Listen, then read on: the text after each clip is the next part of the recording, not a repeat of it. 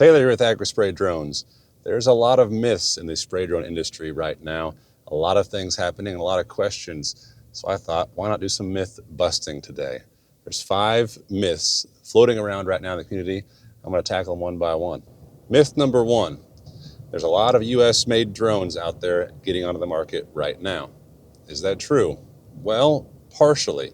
There's one company that actually has what I would consider to be a mostly American-made drone, although there are still components coming from China and other countries. There really is no true American-made spray drone. There's really no true American-made drone, period, because a lot of components come from a lot of different countries. Now, I think it's really cool that we have a lot of companies trying to do American-made. We are trying to do that ourselves, but talk is cheap and action is what matters.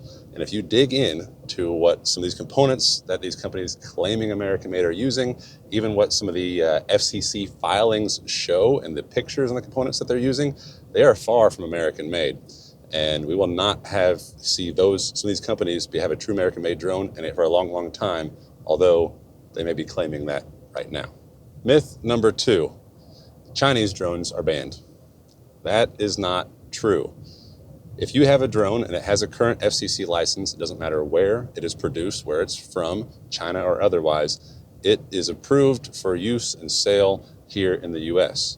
It is only future models and not just from China, from anywhere. The FCC was clear in their statement and they said all foreign drones. Doesn't matter if it's from Europe, from South America, or from Asia. If it's a foreign drone, it's a foreign drone, and they're all in the same boat for any future models of that drone.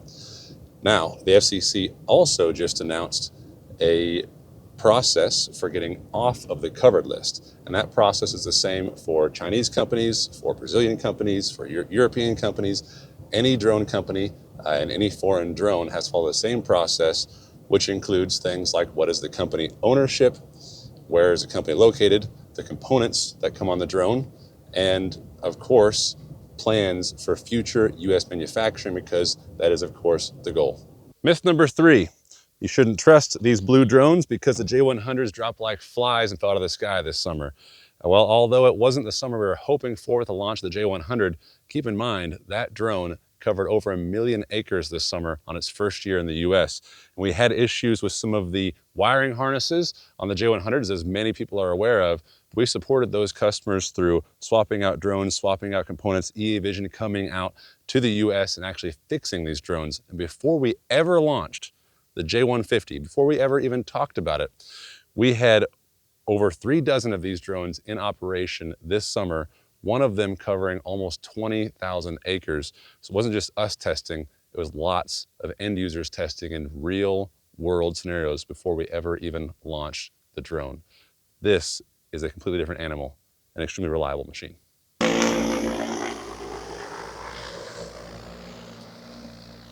Myth number 4, these drones perform exactly how salespeople claim.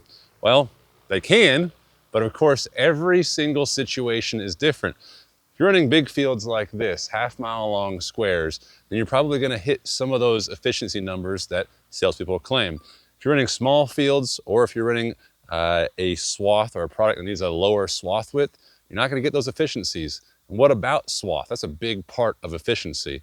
Well, you've seen our video where we ourselves have claimed 45 feet.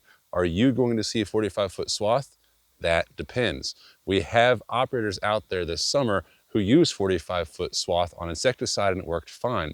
But not every product and not every situation can you do that.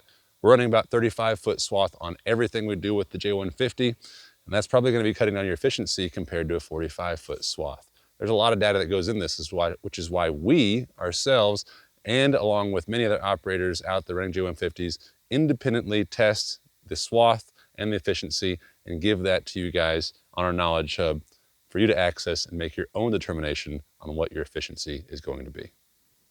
Myth number 5, you can keep up with 3 batteries and 1 charger on these big drones. This one's tough because with the J150, you actually can keep up with 3 batteries and 1 charger. We've proved it. We've proved it for a long time. We've had many of these drones in operation this summer. We've actually got a video where you can watch it A full hour of operation, just running 3 batteries, 1 charger on a big field at 2-gallon rate, just like this. The most challenging situation for keeping it with batteries. Can all drones keep up with 3 batteries and 1 charger? Maybe not. Check some Facebook comments, because there are some real operators out there figuring this out right now with some of these other big drones, that you don't need just 3 batteries, 1 charger. You might need 4 batteries and 2 chargers. That's a big problem when it comes to big drones with big chargers.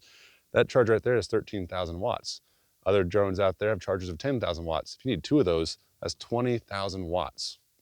Do your research whenever you're looking at how many batteries, chargers, and what generator you need with these big drones. We know what we need with the J150.